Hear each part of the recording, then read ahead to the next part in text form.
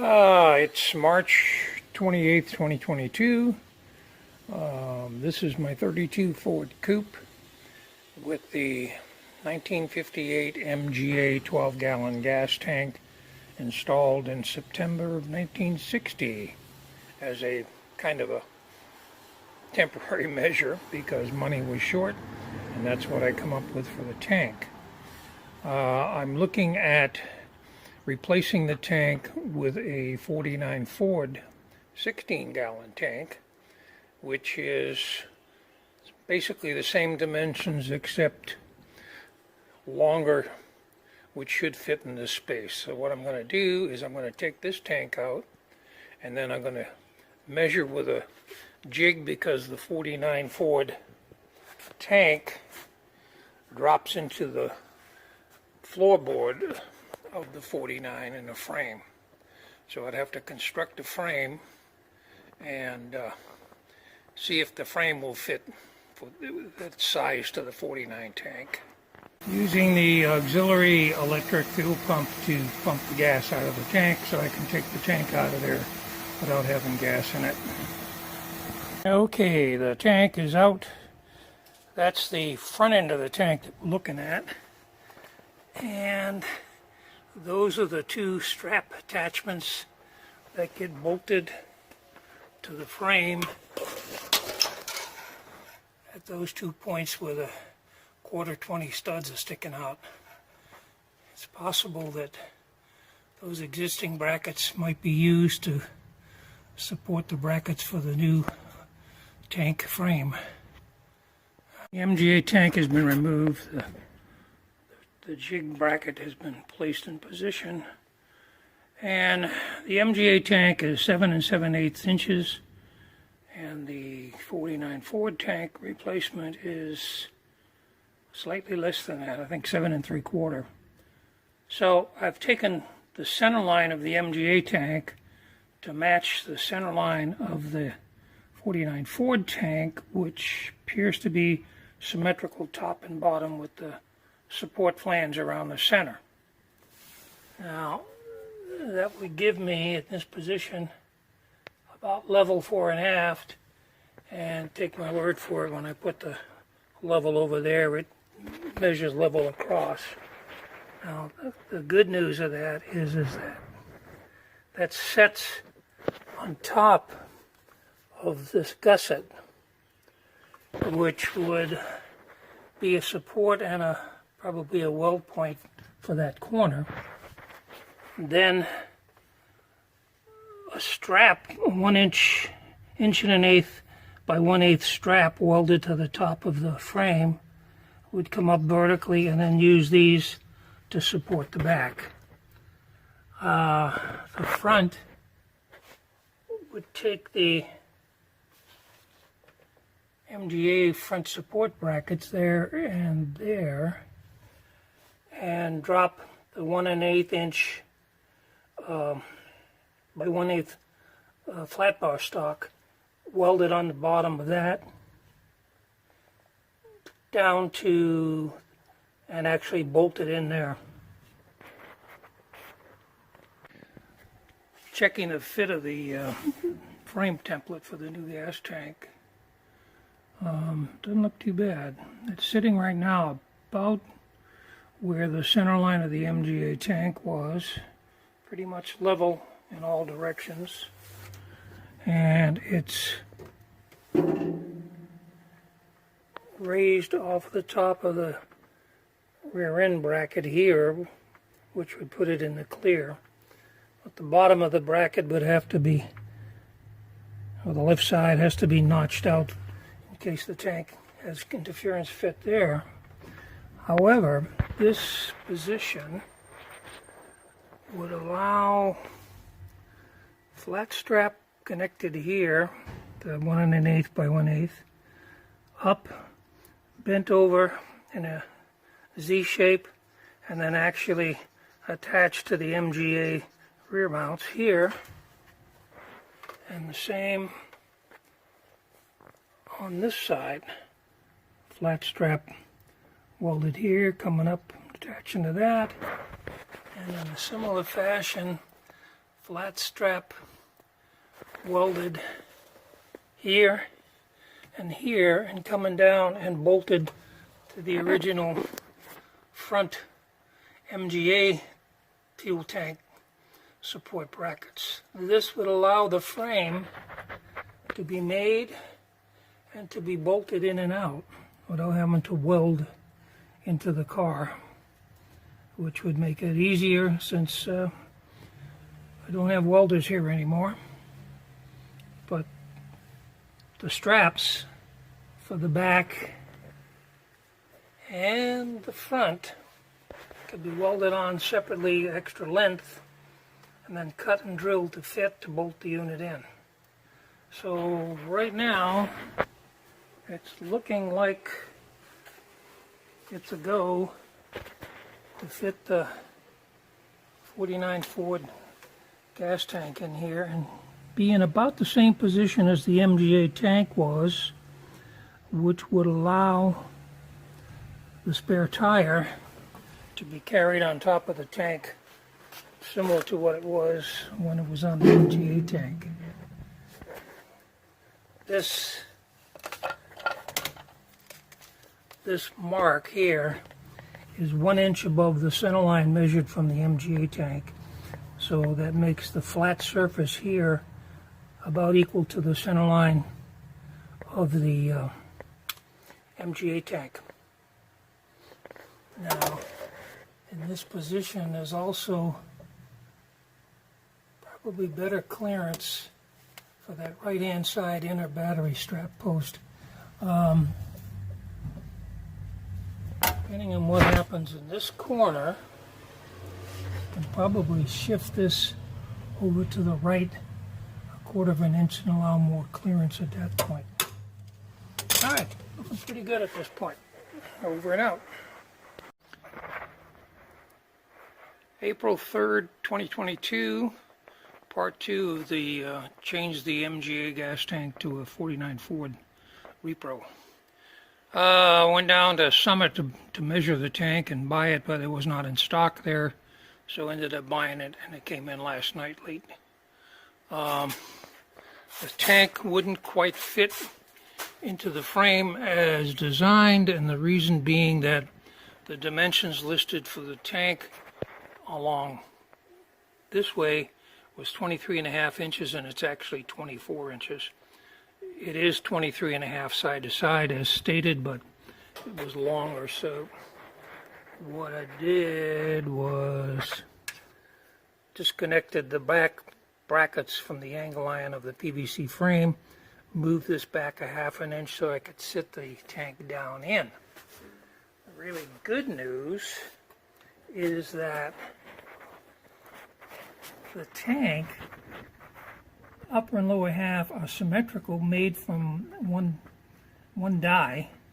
So consequently, when you take the top part, which is modified for the filler and the sending unit, on the bottom half it's flipped upside down, so this inset here, which does not have the hole on the bottom, and this, which does not have the hole on the bottom, actually end up at the problem corner, which means that in its current position, this rear end bracket on the right side for the rear end would not have to be cut, because the bottom of this is clearing, and this taper is moving the tank well away from that. Gored the tank 1 inch from the original centerline position of the MGA tank, notched out the corner of the right side rear end bracket to make room for the frame itself. The actual frame is going to be 1/8 thick steel, mild steel, as opposed to 1/4, so there'll even be more room there. There might be a small interference fit with this vertical bracket bolt, which, given that this is going to be in 1/8, might not be a problem. Could cut this at an angle and still retain the X Allen head use, or maybe, worst comes to worst, drill a new hole and lower this bolt about 1/2 inch. But fits pretty good. It's better an inch lower. There's the clearance part here for the battery hold down.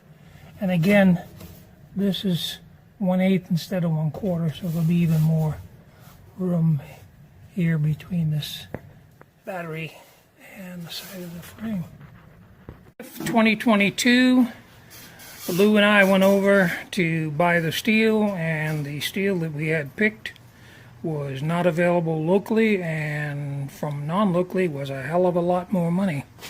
So we dropped back and we ordered 1 inch by 1 inch angle iron by 1/8, and then we're actually taking and trimming through the steel cutting bandsaw to give me the 1/2 inch inside lip that I need. This is the piece that's being cut off.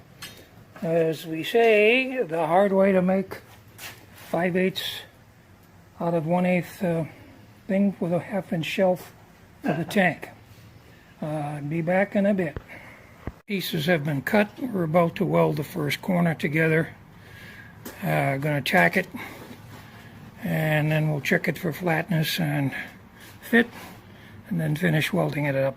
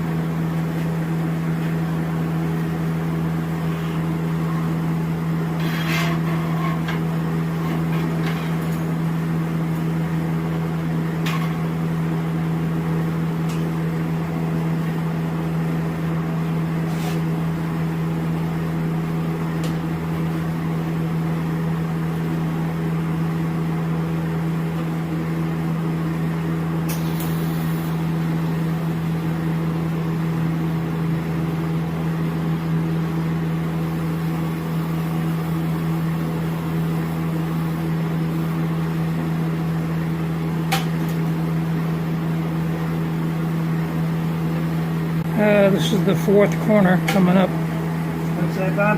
No, I'm talking to the video.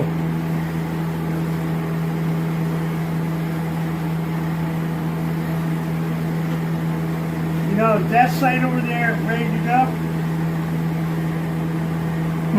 That side ready to go? Yeah, you want to just rotate it? Hang on. Well, actually, that was the 3rd corner. My mistake. 4th corner coming up. April 6th, 2022.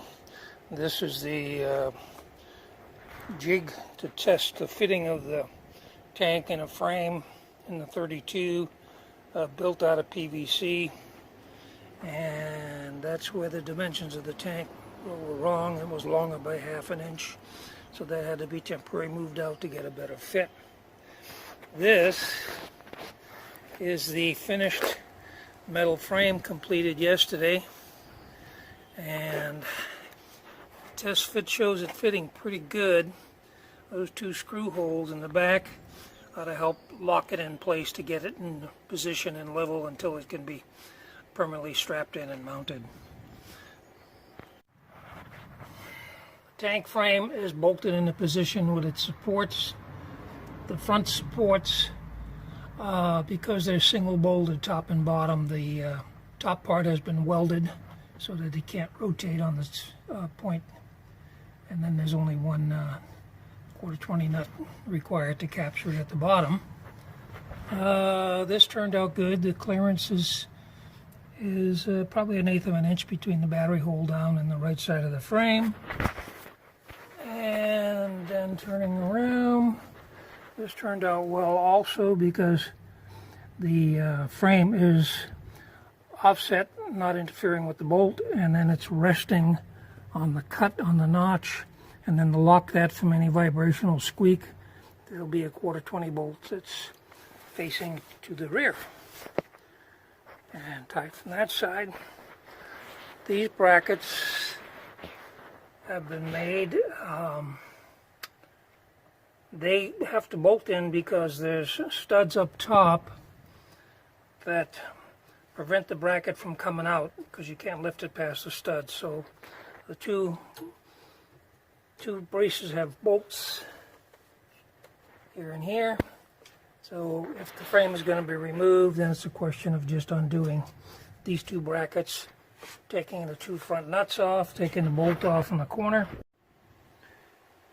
April 10th, 2022, the frame has been finished. Front support brackets have been welded to it, rears are bolted in, cleaned, primed, painted, and now bolted in completely for the first time. Next step is to lay the 1/2-inch neoprene foam padding on the horizontal level for padding under the tank, and then do the fitting of the aluminum clamps as the hold down to keep the tank in the bracket. It's been completed, painted, and installed, along with the two front brackets welded to it and the two back brackets that bolt to allow the frame to be removed at some possible future time. The 1/2-inch neoprene soft strip has been laid down. The tank is sitting on it, and the 4 aluminum clamp downs, you can see the back front left corner there, have been drilled, tapped, bolted, and also covered with a little bit of the soft neoprene on the bottom, so that when they tighten up, they squeeze the flange of the tank between the two and clamp it so it isn't moving anywhere. Here's the right one. There's the final hardware for bolting the frame into the right rear end bracket. And there's the front one. Okay, looking good at this point. The tank is in, bolted solid. Next steps will be to set up the Stewart Warner sending unit gauge and get that covered up. And then after that, the final stretch would be to hook up the fuel line, which is going to come out here in rubber hose and go here under the frame. This is a screw for the Adele clamp at that point. Goes that away. April 11th, 2022. Instead of working on the sending unit next, I decided to work on the fuel lines. I've got the new filter in, tied down. The hose has been returned to the electric pump, so that end's hooked up. And all that remains to be hooked up is the feed line to here. Cannot find the Adele clamp that I have to set for that. I have to keep looking for that. And the other problem that I have is that the 3/4 NPT male by 5/16 barb for the hose that came with the tank has multiple barbs, and they are very sharp, which means that when you put the fuel line on, you go to take it off, you can't get the fuel line off without destructing it.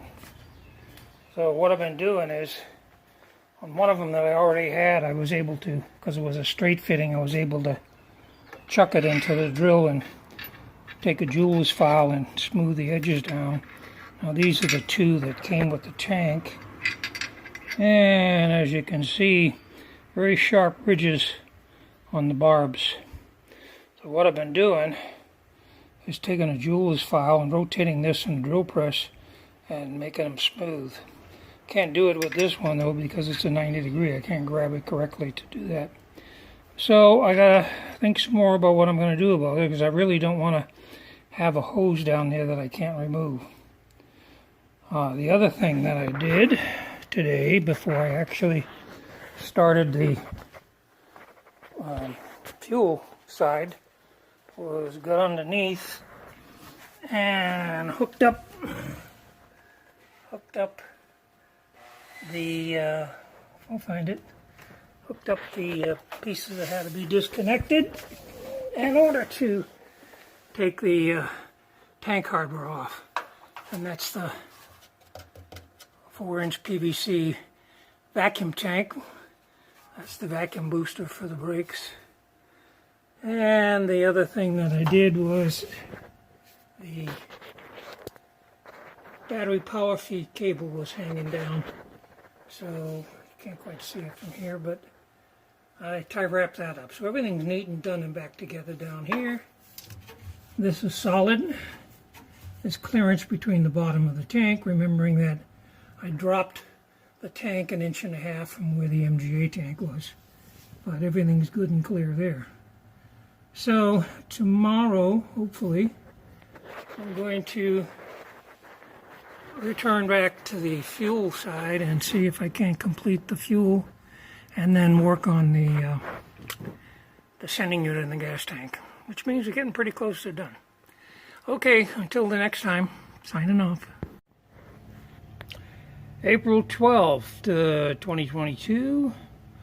My good friend Lou Betrago, Northern California master hot rodder, suggested that I cut the sharp edges on the fitting using a Dremel tool, which I did, and it worked out quite successful. And that got installed late last night, so the fuel line system is complete at this point. All it needs is gas in the tank. The other thing that I did yesterday was finished up cutting the length of the filler tube, and because it's so long, it kind of shakes a little bit. So this morning I fabricated a bracket that is curved and fits under the upper clamp and holds it pretty much. This ended up with the gas fill in a more optimum condition than what the MGA tank was. So, coming up to the finishing stretch, I just finished modifying the sending unit so it'll fit in the tank to the specs that came with the installation paper.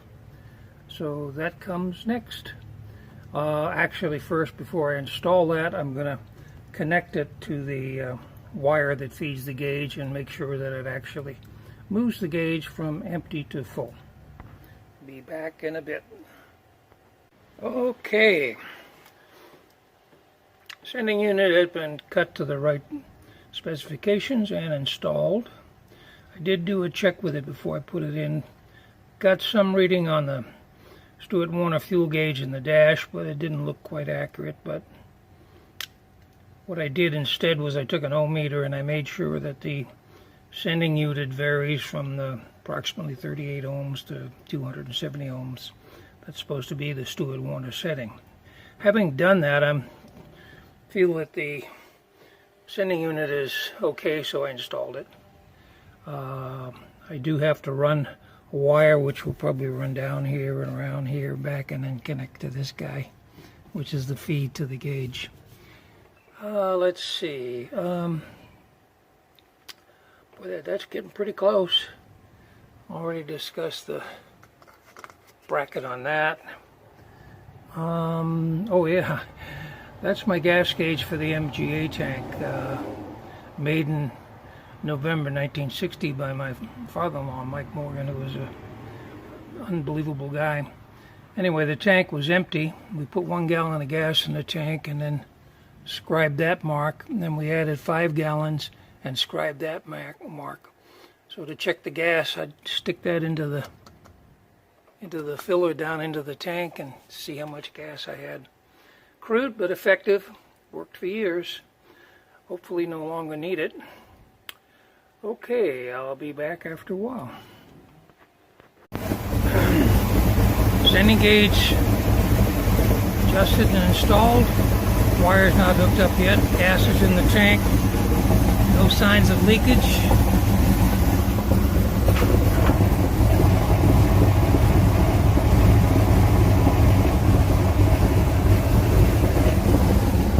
And it's running for the first time. time on the fuel that's in the tank. The new tank, that is, not the old tank. Okay, the sending gauge unit has been wired up. Wires are taped down, connects over there to that red wire which goes up to the front to the fuel gauge.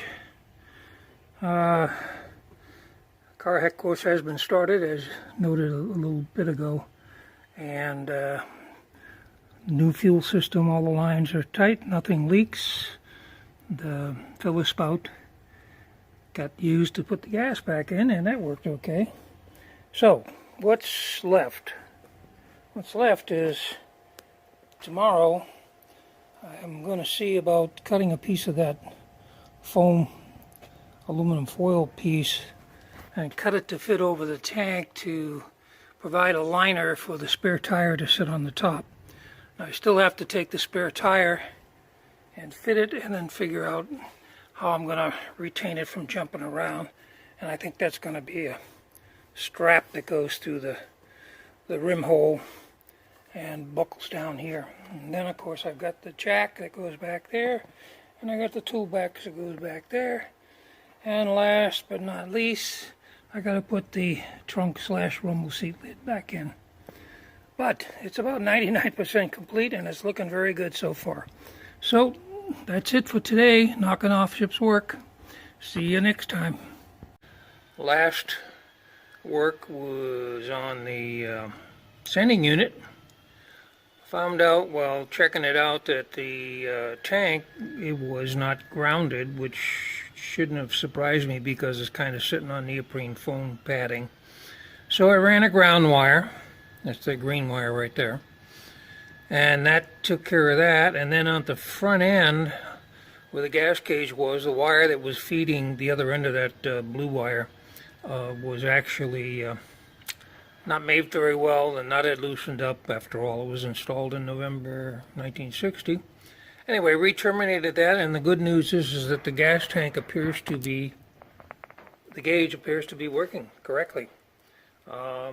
It's low. There's only about 2 to 3 gallons of gas, and it comes up and reads just a tad bit over empty, which is good because that will act as a reserve. The trunk rumble seat is back on. Okay, the spare tire has been fitted, and instead of padding the whole tank, the front of the tire rests there and the rear of the tire rests there. So I just put that piece of foam foil there to protect the tire from rubbing directly on the tank. I have on order 2 tie-down clamps of the buckle type without the hooks. One will go around the spare tire here, and then down under here, which is where the ammo cam went for the toolbox, doesn't fit because this bracket that's new is in the way. So what I've come up with is to put it in a canvas bag, and I got 2 tie downs ordered. One will hold the tire and one will go down there, and lash a canvas tool bag into that area where the ammo can was for the other toolbox. And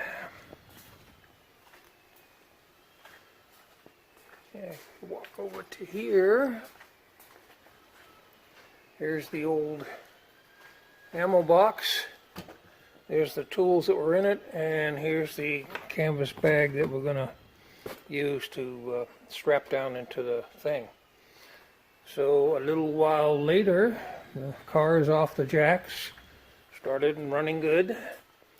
A little while later, we will go down to the gas station and we will put 8 gallons of gas in and see what the gas gauge reads at that time. Hopefully it'll read pretty close to half. That should be it. That's about the end of the project. Hope you enjoyed watching all this work. Take care. Bye-bye. Well, I added 8 gallons of gas, and it's pretty close to half, a little bit off. I'd rather have it on the low side, you know, as a reserve. But there it is. First time since November 1960 putting the old MGA tank in that I got a working gas gauge. These things sometimes take time. Okay, that's the end of this project.